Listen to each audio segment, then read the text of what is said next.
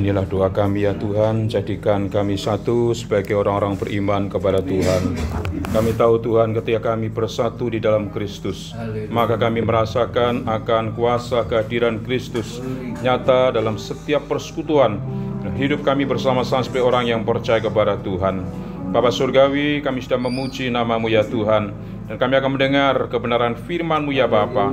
Mengurapi hamba-Mu, mengurapi kami sekalian yang hadir pada sore hari ini. Kebenaran firman-Mu menjadi berkat bagi kami semuanya. Terima kasih Bapa, terpuji nama-Mu. Dalam nama Tuhan Yesus kami berdoa dan mengucap syukur. Haleluya. Amin. Ya, selamat sore Bapak-Ibu sekalian. Shalom. Shalom. Puji Tuhan, saudara sekalian, pada kesempatan sore hari ini mari kita akan bersama-sama membuka Alkitab kita. Mari kita akan membaca di dalam kitab Perjanjian Lama, dalam kitab Mazmur pasal yang ke-133. Mazmur 133 ayat yang pertama sampai dengan ayat yang ketiga.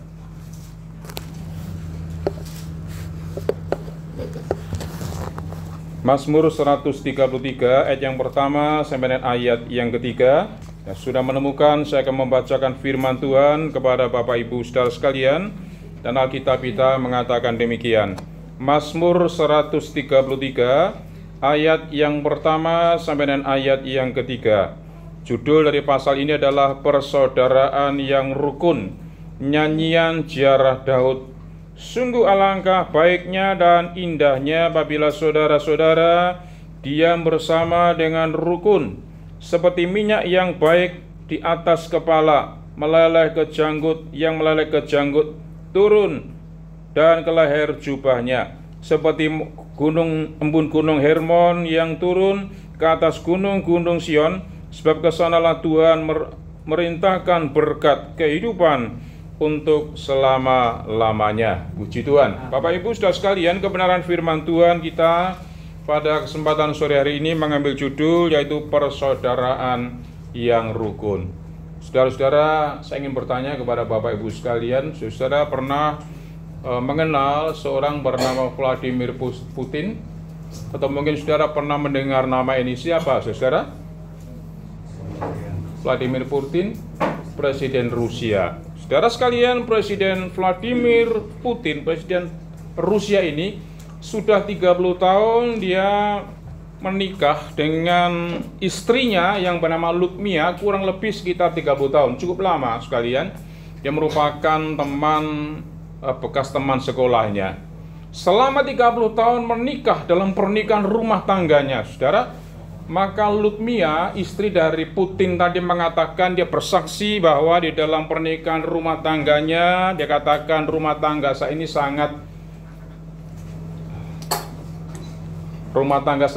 tertutup sekali. Dia katakan demikian. Rumah tangga keluarga Putin dan Lutmia ini rumah tangga yang tertutup. Artinya, saudara, dia tidak pernah mengekspos keluar, ya. Beda dengan istri presiden-presiden lain begitu sekalian.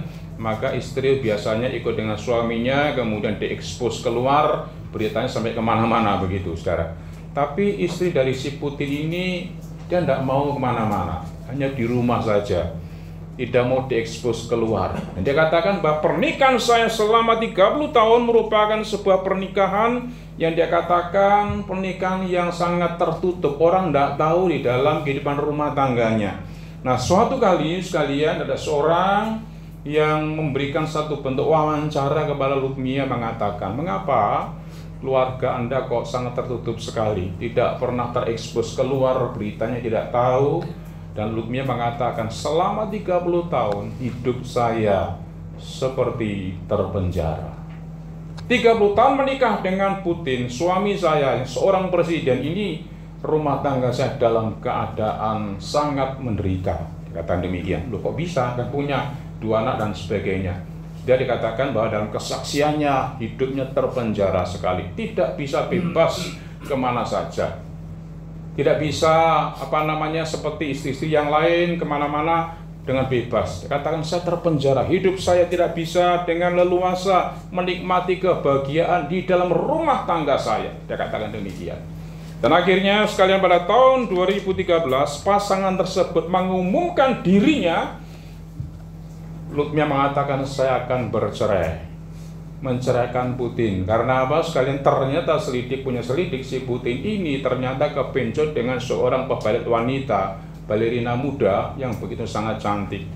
30 tahun membina rumah tangga, akhirnya cerai, saudara. Bapak Ibu sekalian, di dalam satu kisah ini diceritakan bagaimana rumah tangga Putin yang nampaknya baik, dari luaran itu baik, ternyata justru dalam kehidupan rumah tangga sangat keropos sekali. Tidak ada satu kerukunan, tidak ada satu cinta kasih di dalam rumah tangga itu. Adanya adalah saling membenci satu dengan yang lain. Tidak tahan 30 tahun, akhirnya bercerai. Saudara-saudara sekalian yang dikasihi Tuhan, banyak orang sesungguhnya merindukan hidup dalam satu kerukunan, hidup dalam satu kedamaian, ketenangan, baik dalam rumah tangga kita, dalam pekerjaan kita, keluarga kita. Kita merindukan sebuah kerukunan. Betul Bapak Ibu Saudara? Betul. Bapak Ibu Saudara, apa yang dinamakan dengan kerukunan? Kerukunan adalah dapat dikatakan sebagai satu keadaan yang baik, keadaan yang damai, keadaan yang tidak pernah bertengkar. Itu keadaan yang rukun. Pertanyaannya, sekarang ada ya rumah tangga yang tidak bertengkar, tidak ada perselisihan, tidak ada percekcokan, tidak mungkin ya. Apa maksudnya, saudara sekalian? Saudara, memang dalam kehidupan rumah tangga, keluarga kita bisa saja terjadi ya, adanya perbedaan pendapat lah, kemudian ada percekcokan lah, itu terjadi umum, saudara ya. Bahkan masalah-masalah sepele begitu bisa timbul jadi masalah besar. Itu sesuatu yang biasa, yang lumrah terjadi di dalam rumah tangga keluarga kita. Siapa sih yang punya rumah tangga keluarga baik-baik saja?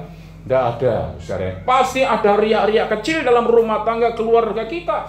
Akibatnya apa? Terjadi adanya perselisihan pendapat, terjadi adanya pertengkaran-pertengkaran, itu biasa terjadi dalam rumah tangga.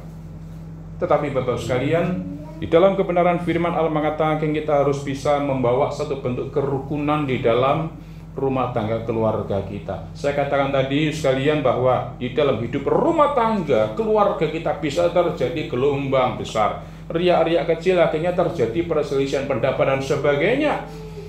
Seorang pengarang buku bernama Andar Ismail mengatakan bahwa ketika seseorang hidup di dalam keributan dalam rumah tangga, maka seharusnya keributan tadi dapat dihentikan dan kembali kepada sebuah kerukunan. Ya, jadi rumah tangga itu ribut terus, tapi harus rukun kembali. Ribut terus, rukun kembali. Andar Ismail mengatakan demikian. Ribut rukun. Itu sepanjang hidup kita, Bapak Ibu sekalian ya. Nah, saudara sekalian, di dalam kebenaran firman Tuhan kita pada kesempatan sore hari ini kita membaca di dalam Mazmur 133, kita belajar bersama-sama tentang sebuah persaudaraan yang rukun, saudara. Mazmur 133 di sini saudara dapat dikatakan sebagai mazmur ziarah. Kalau saudara membaca dalam ayat di atasnya, kalimat di atas mengatakan nyanyian ziarah Israel. Saudara, apa tuh nyanyian ziarah Israel? Saudara, nyanyian ziarah itu di dalam kitab Mazmur ada sekitar 15 kumpulan nyanyian ziarah. Nah, nyanyian ziarah itu apa? Nyanyian ziarah merupakan sebuah nyanyian yang dinyanyikan oleh umat Allah, umat Tuhan ketika mereka dari rumahnya masing-masing di Israel, mereka berangkat bersama-sama menuju Yerusalem. Karena Yerusalem merupakan pusat kota suci orang Kristen, saudara ya. Sekarang ini kan lagi peperangan antara orang Israel dengan Palestina. Nah, di Yerusalem itu ada tempat ya, Baitul Aqsa, itu merupakan tempat sucinya orang Islam ya. Tapi di situ di Yerusalem juga merupakan pusat kota suci orang-orang Kristen. Jadi ada 3 agama di sana, orang Kristen, kemudian orang Islam dan Yahudi ya, berkumpul di tempat itu sekalian. Nah, pusat kota suci orang Yahudi adalah Yerusalem. Dan ketika mereka menyanyikan ziarah tadi sekalian, nyanyian ziarah itu dinyanyikan ketika umat Allah dari rumah masing-masing mereka berangkat menuju Yerusalem. Nah, dalam perjalanan besar itulah mereka menyanyikan nyanyian ziarah atau nyanyian pendakian. Karena kontur tanah dari Israel menuju Yerusalem itu naik menanjak begitu, sehingga dikatakan ini nyanyian ziarah, nyanyian pendakian. Ketika umat Allah menuju Yerusalem, mereka berdoa, mereka menyanyikan pujian itu sekalian. Nah, ketika mereka berarak-arakan begitu, saudara, dalam perarakan yang besar, yang cukup banyak orang begitu menuju Yerusalem, saudara, kita bisa membayangkan ya bagaimana kondisi alam di Yerusalem waktu itu cukup gersang ya, kondisi tanah, kondisi alam itu cuaca sangat panas sekali. Nah, kita bisa membayangkan, saudara, kalau umat Allah dalam perarakan besar mereka keluar dari rumah menuju Yerusalem, kita bisa melihat, bisa merasakannya, panasnya luar biasa ya. Terjadi adanya pasti karena banyak orang bisa terjadi emosi begitu ya, karena mungkin kepanasan, karena mungkin jalannya tidak lancar dan sebagainya, karena kondisi alam yang begitu sangat menantang sekali, yang sangat ekstrim, bawahnya sangat panas. Maka ketika sampai di Yerusalem, kota suci tadi, mereka menyelamatkan diri masing-masing. Panasnya luar biasa, mereka menyelamatkan diri masing-masing. Nah, disitulah saudara, Daud mengatakan kepada seluruh umat Israel, ketika mereka membaur di Yerusalem, maka harus terjadi kerukunan, ada persaudaraan, ya. Karena kumpul orang banyak itu tidak gampang, saudara ya. Mungkin sikut-sikutan, mungkin kondisi alam yang panas itu bisa membuat gerak, bikin amarah, emosi meluap begitu, saudara. Panasnya luar biasa. Nah, waktu itulah Daud mengatakan harus terjadi satu persaudaraan. Sekalipun berbeda-beda suku Israel, tapi mereka harus bersatu, bersaudara dalam satu persaudaraan. Itulah nasihat dari Daud pada waktu itu, sehingga muncul Mazmur 133. Nah, saudara sekalian, di dalam kebenaran firman Tuhan kita pada kesempatan sore hari ini, kita akan melihat persaudaraan yang rukun itulah dituangkan dalam Mazmur 133 dengan dua buah gambaran. Ya, ada dua gambaran yang Daud tuliskan di dalam Mazmur ini. Yang pertama, kita akan melihat gambaran yang pertama, persaudaraan yang rukun oleh Daud digambarkan dengan minyak yang baik. Ya, mari kita lihat. Ayat yang kedua dikatakan demikian, Mazmur 133 tadi, seperti minyak yang baik. Saudara-saudara, ini merupakan gambaran. Daud mengilustrasikan persaudaraan yang rukun itu seperti minyak yang baik. Saudara-saudara, seringkali kita berpikir ya, oh, minyak yang baik itu adalah minyak yang dibuat secara khusus begitu ya, minyak yang langka, minyak yang mahal harganya. Betul sekalian ya. Dalam Alkitab dikatakan bahwa minyak yang baik dapat dikatakan sebagai minyak yang khusus, dibuat secara khusus, bukan diproduksi secara massal begitu ya, minyak yang kita semua bisa pakai kalau kita punya duit bisa beli, enggak. Minyak yang baik di sini adalah minyak yang begitu sangat langka, tidak diproduksi massal, jadi orang tidak bisa beli. Dan minyak ini hanya dibuat untuk membuat minyak urapan. Nah, salah satu yang dikatakan tadi untuk mengurapi imam ya, Imam Harun tadi ya, dikatakan di dalam ayat yang kedua, seperti minyak yang baik ke atas kepala melalui ke janggut, yang melalui ke janggut Harun. Jadi ini minyak khusus, saudara. Orang tidak bisa beli, orang tidak bisa buat, dibuat secara khusus dan dikatakan, dikategorikan sebagai minyak yang langka, yang dipakai secara khusus bagi Harun untuk diurapi menjadi imam, untuk dia dikuduskan menjadi seorang pelayan Tuhan. Itu minyaknya khusus, sehingga dikatakan minyak yang berharga. Bapak Ibu sekalian, di dalam keberhargaan tadi bukan hanya minyak yang untuk mengurapi Harun, dikatakan juga minyak itu dituangkan sedemikian rupa dari atas ke bawah dan dikatakan sampai meleleh, saudara ya. Dari kepala Harun kemudian turun ke janggut dan ke jubahnya Harun. Jadi minyak itu bukan diciprati sedikit begitu, tapi minyaknya dituangkan cukup banyak. Dari atas kepala Harun kemudian sampai meleleh ke janggut. Orang Israel biasa pelihara janggut ya, meleleh ke janggut sampai ke jubahnya Harun. Itu meleleh sedemikian rupa, saudara. Sehingga apa? Harun merasakan pasti keharuman yang luar biasa ya. Setelah kita pakai minyak wangi semprot sedikit aja sudah wangi ya. Apalagi minyak yang cukup banyak dituangkan dari atas ke bawah. Wah, kita menikmati keharuman. Dan bukan itu saja, saudara, tetapi orang-orang yang menyaksikan dalam ruangan itu juga menikmati keharuman yang luar biasa. Karena minyaknya mahal, minyak khusus dibuat sedemikian rupa sehingga aroma semerbak mewangi itu berada dalam ruangan itu.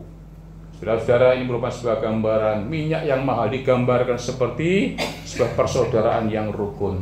Artinya, saudara, persaudaraan, rasa persaudaraan itu begitu sangat berharga. Rasa persaudaraan itu begitu sangat tinggi nilainya, saudara. Seperti minyak dicurahkan tadi membawa keharuman, itu memberikan nilai yang sangat berharga sekali. Saudara, persaudaraan, kerukunan di antara umat Allah adalah sesuatu yang sangat berharga. Ya, kalau kita bisa bersaudara satu dengan yang lain, kita menikmati kerukunan, kita menikmati persaudaraan dengan umat Tuhan yang lain, itu sesuatu yang bernilai mahal, saudara ya. Jarang orang bisa membawa perkumpulan, kita bisa terbawa dalam satu perkumpulan yang sangat indah, yang sangat mengasihi, memberkati, itu jarang sekali, saudara. Bapak Ibu sekalian, suatu kali ada sebuah pasangan kakek dan nenek. Mereka sudah menikah cukup lama, sekian puluh tahun. Si nenek ini berusia 83 tahun, kakek berusia 88 tahun, selisih 5 tahun. Suatu kali sekalian si nenek ini, dia datang kepada seorang hakim, ya. Dia mengatakan kepada hakim itu bahwa dia hidupnya dalam pernikahannya tidak merasakan kebahagiaan. Dia katakan, "Pak, saya mau mengajukan perceraian kepada suami saya." Nah, hakim ini bingung, saudara. Wah, ini nenek ini sudah tua keladi lagi, ya. Sudah tua, tidak tahu diri, saudara ya. Usianya sudah 83 tahun, saudara. Cukup usur, sudah usia. Loh, mengapa nenek mengajukan perceraian? Nenek kan sudah tua, sudah punya keluarga, kan rasanya enak. Sebentar lagi kan sudah meninggalkan dunia ini. Loh, kok bercerai, kenapa? Saudara sekalian, si nenek ini bercerita kepada sang hakim, "Pak, saya selama menikah dengan suami saya, ya, kurang lebih saya menikah 60 tahun, ya, dengan suami saya, sudah nikah berlian," katanya, ya. "Saya ini tidak pernah merasakan kebahagiaan dengan suami saya." Loh, kok bisa? Ibu kan sudah menikah cukup lama, 60 tahun. Sekarang usia ibu sudah 83 loh, ya, sudah tua. Kok tidak mengatakan tidak bahagia, bagaimana? Nenek ini menceritakan, saudara, sejak saya punya anak saya kecil sampai besar, ya, saya tidak pernah merasakan kebahagiaan, Pak, dalam rumah tangga. Loh, kok bisa? Iya, dari dulu sebetulnya saya ingin bercerai. Ketika saya punya anak, saya sebetulnya mau bercerai dengan suami saya. Dia katakan demikian. Masih kecil, anaknya masih kecil, saya mau bercerai. Tapi suami saya mengatakan, "Jangan bercerai. Kita besarkan anak kita dulu, ya. Nanti setelah anak kita besar, kemudian anak kita meninggal, ayo kita bercerai." Suaminya mengatakan demikian. Aneh, saudara ya. Dan betul sekalian, suatu kali anaknya meninggal. Nah, ketika anaknya sudah meninggal ini, saudara, maka si wanita datang kepada sang hakim tadi mengatakan, "Pak, saya mau bercerai karena anak saya sudah meninggal." Loh, saudara, kita bisa mendengar bagaimana kesaksian sang wanita ini. Hidupnya tidak pernah merasakan satu persekutuan yang indah. Tidak ada kerukunan di dalam rumah tangganya. Ditahan-tahan sampai 60 tahun, anaknya meninggal baru bercerai. Saudara, seringkali kita juga bersikap demikian. Betul, saudara? Nampaknya hidup rumah tangga kita baik, kita di hadapan saudara-saudara kita seiman, kita menampakkan keluarga yang baik. Tapi di dalam kehidupan rumah tangga kita, di dalam sisi-sisi ruang-ruang keluarga kita, seringkali kita tidak merasakan kedamaian dengan istri, dengan suami kita, terjadi percekcokan, terjadi perselisihan dan sebagainya. Saudara, mari kita bersama-sama kembali di dalam kebenaran firman Allah, bahwa persaudaraan yang rukun itu sesuatu yang bernilai, yang berharga di hadapan Tuhan. Dan mari kita bersama-sama sebagai ibu rumah tangga, sebagai bapak, kepala rumah tangga, mari kita mencoba untuk bisa kembali hidup dalam kebenaran firman Tuhan. Bagaimana kita bisa merajut kembali rumah tangga kita dalam persaudaraan yang baik, persaudaraan yang rukun dengan pasangan kita, dengan anak kita dan keluarga kita. Di situ berkat Allah akan Tuhan curahkan kepada kita. Itu gambaran yang pertama. Gambaran yang kedua, dalam Alkitab kita, Pemazmur Daud menggambarkan bahwa persaudaraan yang rukun itu digambarkan bukan dengan minyak yang baik saja. Yang kedua, dikatakan di dalam ayat yang ketiga, seperti embun gunung Hermon. Mari kita lihat. Ayat yang ketiga dikatakan seperti embun gunung Hermon yang turun ke atas gunung-gunung Sion, sebab kesanalah Tuhan memerintahkan berkat kehidupan untuk selama-lamanya. Gambaran yang kedua, ilustrasi yang kedua yang dituliskan Daud, saudara, di dalam Mazmur 133, gambaran persaudaraan yang baik itu digambarkan seperti embun gunung Hermon. Saudara tahu embun ya? Embun itu kalau pagi itu ada semacam air begitu di atas daun-daunan begitu, saudara, itu namanya embun. Nah, embun gunung Hermon ini itu dikatakan dia mengalir ke Bukit Sion. Saudara, ketika saya melihat sebuah komentari mengatakan bahwa jarak antara gunung Hermon dan Bukit Sion itu jaraknya cukup jauh, saudara. Ya, jarak antara Gunung Hermon dan Bukit Sion itu sangat jauh sekali, ya, kurang lebih sekitar 400 km. Jaraknya jauh sekali. Kalau kemarin saya coba lihat di Google Map, ternyata jaraknya antara Surabaya dan Kota Tegal cukup jauh, saya melintasi perbatasan, melintasi provinsi. Jadi cukup jauh sekali, 400 km. Dan dikatakan saudara, embun Gunung Hermon, setiap hari Gunung Hermon itu bersalju, ada saljunya. Dan tiap hari dia akan mengeluarkan air yang cukup banyak sekali mengaliri daerah sekitarnya. Daerah sekitar Gunung Hermon itu sangat tandus sekali, gersang, ya, tidak ada sesuatu tanaman yang subur. Orang Israel mengharapkan, sangat berharap kepada air yang mengalir dari Gunung Hermon. Gunung Hermon ini mengalirkan airnya sedemikian rupa menuju Sungai Yordan, ya, sehingga di sekitaran tempat itu sangat subur, saudara. Karena apa? Karena ada aliran air dari Gunung Hermon tadi. Nah, saudara-saudara sekalian, dikatakan di dalam kebenaran firman Tuhan, bagaimana ayat yang ketiga tadi seperti embun Gunung Hermon yang turun ke atas gunung-gunung Sion. Jaraknya cukup jauh. Bagaimana mungkin sekalian embun Gunung Hermon itu bisa sampai ke Bukit Sion? Jaraknya 400 km. Saya berpikir, saudara, kita ini kan kota Surabaya, dekat Tretes begitu ya. Tapi tidak pernah ya embun dari Tretes itu datang ke Surabaya. Saya berpikirnya jaraknya dekat, saudara. Dibandingkan dengan embun Gunung Hermon 400 km itu bisa sampai ke Bukit Sion, saudara. Ternyata apa? Ini merupakan pekerjaan Tuhan. Ini merupakan karya Tuhan yang luar biasa. Embun Gunung Hermon yang cukup jauh tadi 400 km itu bisa turun ke Bukit Sion. Karena apa? Nanti kita lihat bersama-sama sekalian tentang pekerjaan Tuhan yang luar biasa. Bapak Ibu, saudara-saudara sekalian yang dikasihi Tuhan Yesus Kristus, di dalam kebenaran firman Tuhan, embun Gunung Hermon itu berbicara tentang simbol dari berkat Allah. Berkat Tuhan dicurahkan sedemikian rupa. Bagi manusia mungkin mustahil, tidak mungkin 400 km, jaraknya jauh kok. Ya jangan-jangan 400 km, wong di Surabaya jarak dekat begitu aja, tidak mungkin embunnya turun ke Surabaya. Bahkan hari-hari ini kita merasakan panasnya luar biasa, saudara ya, 36 derajat, 37 derajat, wah panas luar biasa.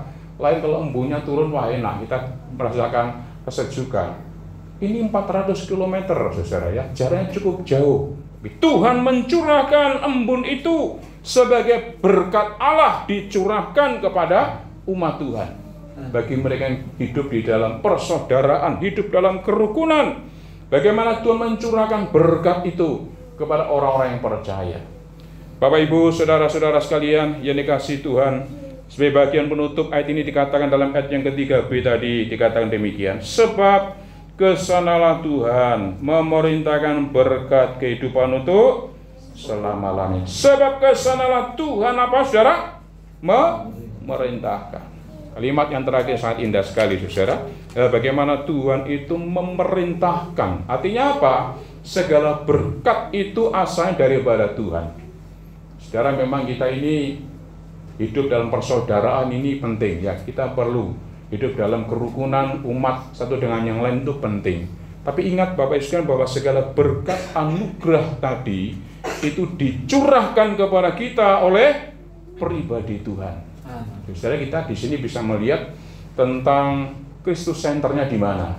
Jadi kita lihat bersama-sama berkat Allah persaudaraan yang daripada Tuhan tadi dicurahkan hanya oleh Allah sendiri. Digambarkan apa? digambarkan seperti minyak yang meleleh dari kepala turun ke bawah. Ini bicara tentang berkat Allah dari atas. Persaudaraan kerukunan itu berkatnya dari Tuhan. Tuhan yang mencurahkan berkatnya dari atas, dicurahkan dari kepala Harun sampai meleleh ke bawah. Ini berbicara tentang Tuhan sendiri yang memberikan berkat dan anugerah. Yang kedua digambarkan seperti apa? Embun Gunung Hermon. Dari atas embun Gunung Hermon tadi curahkan ke bawah ke Bukit Sion. Itu merupakan berkat Allah, saudara. Persaudaraan kerukunan memang kita upayakan, tapi kita ingat bahwa itu semua juga merupakan karya Tuhan. Tanpa pekerjaan Tuhan, tanpa karya Allah, tidak mungkin kita bisa hidup dalam persekutuan, hidup dalam persaudaraan yang diberkati oleh Tuhan.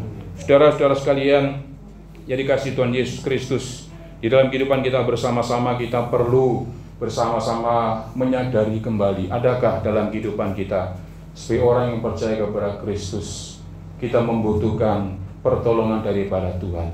Hari-hari ini kita dalam kondisi keadaan mungkin ada perselisihan, mungkin ada hal-hal yang tidak menyenangkan satu dengan yang lain. Tuhan ajarkan kepada kita semua supaya kita bisa bersaudara sebagai umat Tuhan, bersaudara sebagai jemaat, bersaudara di dalam keluarga kita, antara suami istri, antara orang tua dan anak, antara anak dan keluarga yang lain. Harus hidup dalam persekutuan, persaudaraan yang indah bersama-sama dengan Tuhan. Saya tutup ilustrasi ini, saudara, dengan sebuah kisah ilustrasi, ya.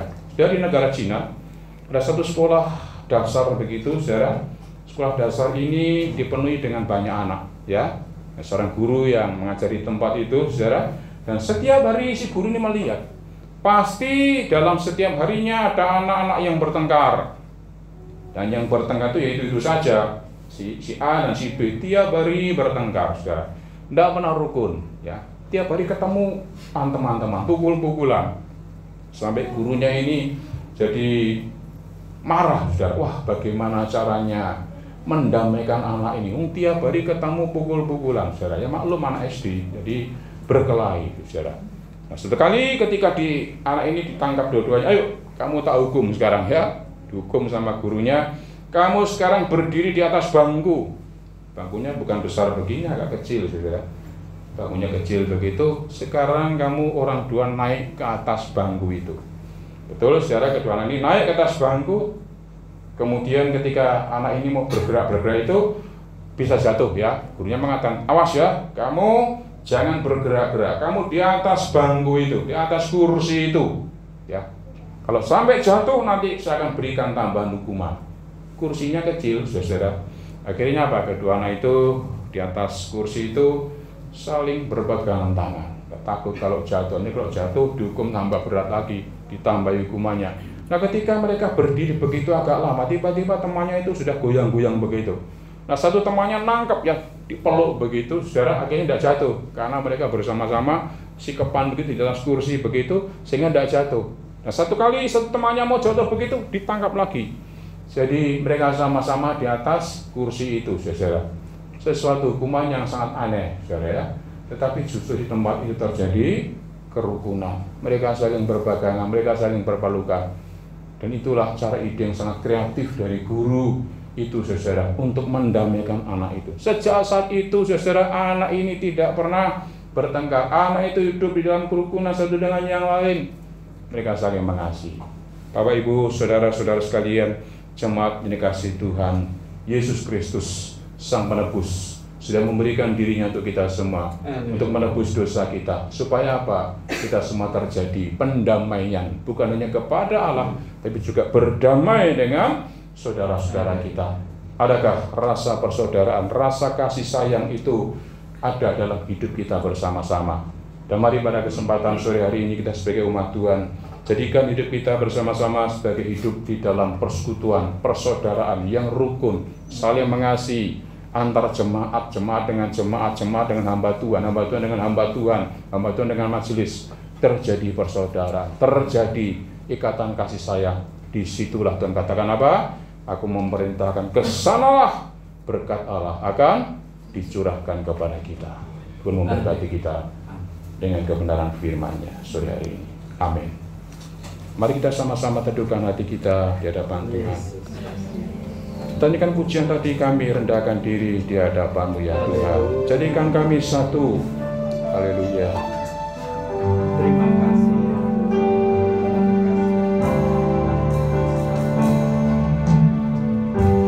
Kami rendahkan diri di hadapan-Mu, membawa hancur hati saat berseru, agar kami saling melengkapi tubuh, seperti Kau dan Yesus adalah satu. Kami rendahkan diri. Kami rendahkan diri di hadapan-Mu,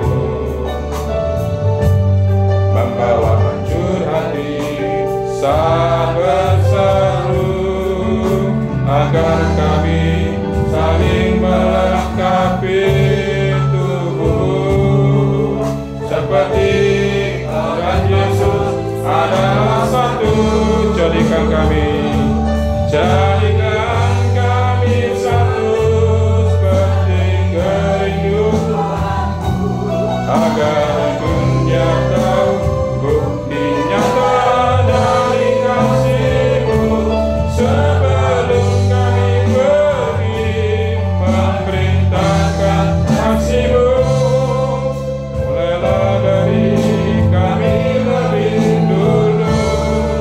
Jadikan kami satu, jadikan kami satu, jadikan kami satu, seperti kerinduan-Mu, karena dunia tahu bukti nyata dari kasih-Mu.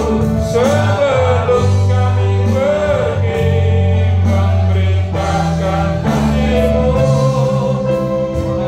dari kami lebih dulu.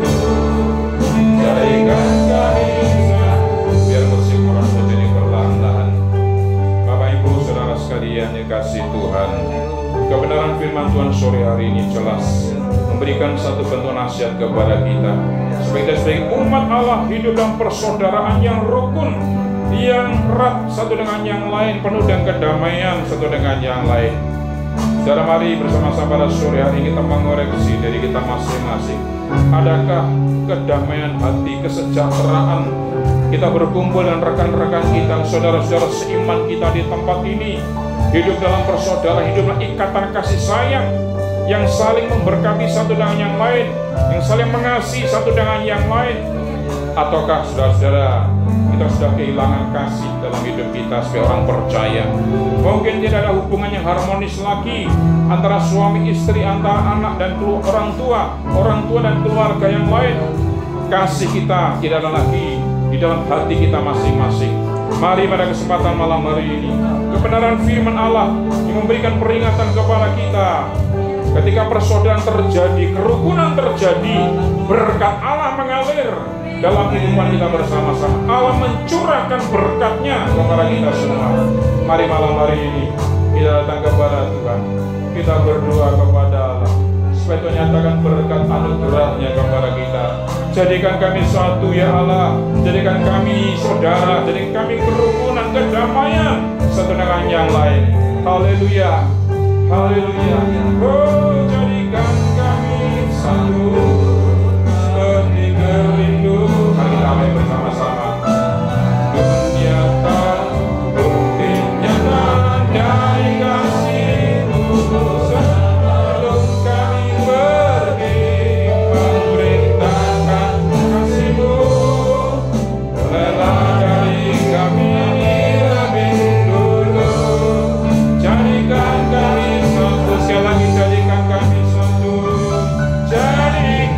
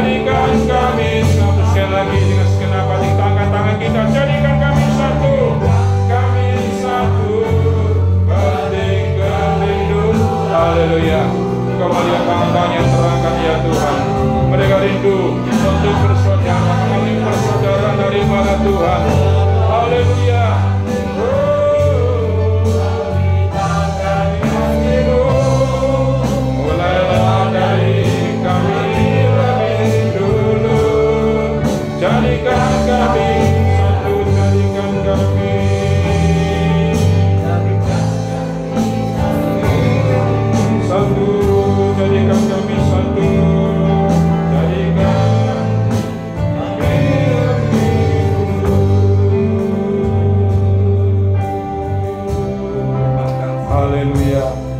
Haleluya. Haleluya. Haleluya. Kami sembah nama-Mu Tuhan, kami muliakan. Haleluya. Haleluya. Terima kasih Tuhan. Terpujilah nama-Mu. Haleluya. Terima kasih Bapa. Terima kasih Tuhan. Kami naikkan syukur padamu Tuhan. Haleluya. Mari kita menaikkan pujian syukur kita kepada Tuhan. Kita memuji Dia, kita menyembah Allah. Haleluya. Terima kasih Tuhan. Terima kasih Tuhan. Terpujilah nama-Mu Tuhan. Anugerah-Mu melimpah.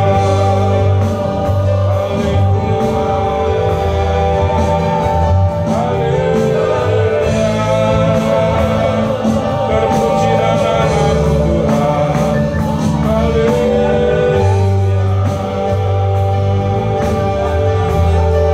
Terima kasih Tuhan.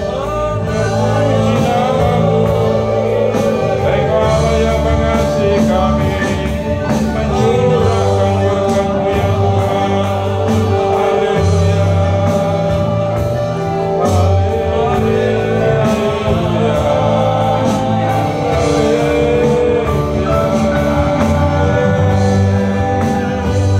Sungguh kami-Mu ya Tuhan.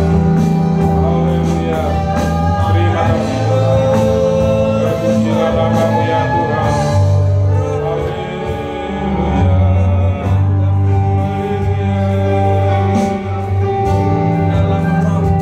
Kasih Tuhan. Haleluya. Terima kasih Bapa. Bapa, kami bersyukur pada kesempatan sore hari ini. Dalam persaudaraan yang rukun di antara kami umat Tuhan di tempat ini, Tuhan nyatakan Bapa surgawi bilang mencurahkan berkat-Mu kepada jemaat-Mu di tempat ini ya Tuhan. Kerukunan persekutuan yang indah terjadi di tempat ini Tuhan. Nama-Mu dimuliakan, nama-Mu diagungkan ya Bapa. Terima kasih Bapa. Bersyukur pada kesempatan malam hari ini. Bila kebenaran firman-Mu tertanam dalam hati kami, firman-Mu bertumbuh berbuah untuk kemuliaan nama Tuhan. Hidup kami dipersekutukan, ada persaudaraan yang rukun satu dengan yang lain, antar jemaat, antar hamba Tuhan, antar keluarga masing-masing. Kami dipersatukan dalam Kristus Tuhan. Terima kasih Bapa. Hamba-Mu berhenti sampai di sini. Karena kuasa Kristus, kuasa Tuhan nyata dalam hidup kami bekerja melalui kebenaran firman Allah. Terima kasih Bapa, terpuji nama-Mu. Dalam nama Tuhan Yesus Kristus kami naikkan doa, syukur dan permohonan kami malam hari. Haleluya. Amin. Jemaat dipersilakan dulu kembali untuk memberkati, menyerahkan kepada pengurus di tempat ini. Puji Tuhan, kita sudah mendengarkan kebenaran firman Tuhan yang saat ini mengingatkan kita untuk supaya kita menjadi satu kesatuan, saling mengasihi satu sama lain di tempat ini, rukun bersama dan tetap setia kepada Tuhan. Terima kasih kepada hambanya Pendeta Timotius Sugiono yang sudah menyampaikan firman Tuhan bagi kita malam hari ini. Dan Tuhan Yesus memberkati.